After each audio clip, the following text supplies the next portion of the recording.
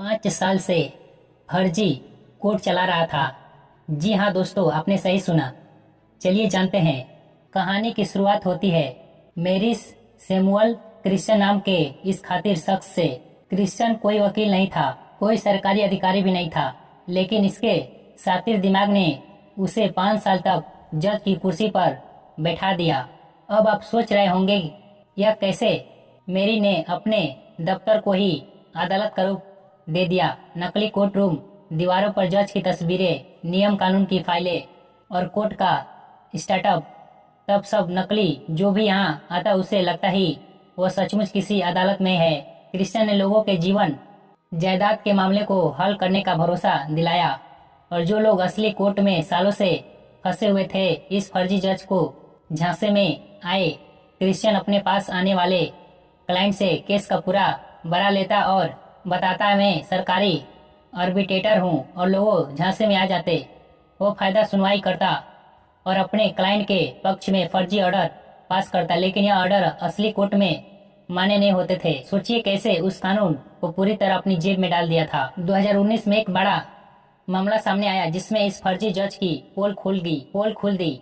मामला था गांधीनगर के पल्लड़ी इलाके की एक सरकारी जमीन पर। इस जमीन पर एक शख्स ने अपना दावा ठोक कर रखा था और चाहता था कि उसका नाम जमीन के राजस्व रिकॉर्ड में दर्ज हो जाए, लेकिन असली कोर्ट में यह मामला अटका हुआ था। तभी इस हंग मेरिस ने अपने क्लाइंट को समझाया कि मैं हूं ना, मैं तुम्हारा नाम इस जमीन के रिकॉर्ड्स में दर्ज करा दूंगा। फिर क्या था, उसने फर्जी सुनवाई की और एक नकली आदेश पारित कर दिया जिसमें गांधीनगर के जिले कलेक्टर को निर्देश दिया गया था कि वह उसके क्लाइंट का नाम रिकॉर्ड में जोड़ दे। लेकिन ठगी का सिलसिला यही नहीं रुका। मरीज ने यह फर्जी ऑर्डर असली अदालत में पेश कर दिया। वह चाहता था कि सिटी सिविल कोर्ट इस फर्जी आदेश को असली मानकर उसे लागू करके मिल जाए। यहाँ तक कि उसने एक और वकील से इस ऑर्डर को कोर्ट में दाखिल भी करवा दिया। यह ठगी पूरी तरह से सटीक चल रही थी, लेकिन कहते हैं ना झूठ के पांव नहीं होते। इस फर्जी वाड़े का पर्दाफाश हुआ जब सिटी सिविल कोर्ट के रजिस्टर देश में इस आदेश पर गौर किया गया। देसाई को कुछ अटक पटक लगा। उन्होंने जांच की और पता चला कि यह आदेश पूरी तरह से फर्जी है। तो मेरिस को सरकारी आर्बिटर था और न ही उसने किसी कानून अथॉरिटी से यह अधिकार लिया था। देसाई ने तुरंत करंज पुलिस स्टेशन में शिकायत दर्ज करवा दी और अब इस खातिर की असलियत सामने आई। अब यह केस पूरी तरह से पुलिस के हाथ में था। पुलिस ने तलीस की और तुरंत गिरफ्तार कर लिया। उसके खिलाफ आईपीसी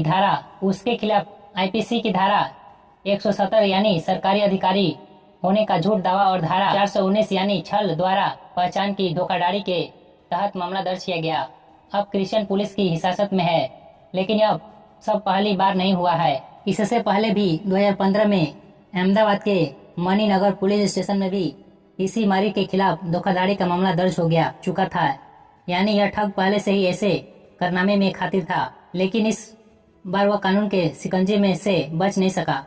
तो मेरिस सैमुअल क्रिश्चियन ने 5 साल तक अपनी फर्जी अदालत से लोगों को ठगा। इस घटना के सामने आने के बाद यह कहना गलत नहीं होगा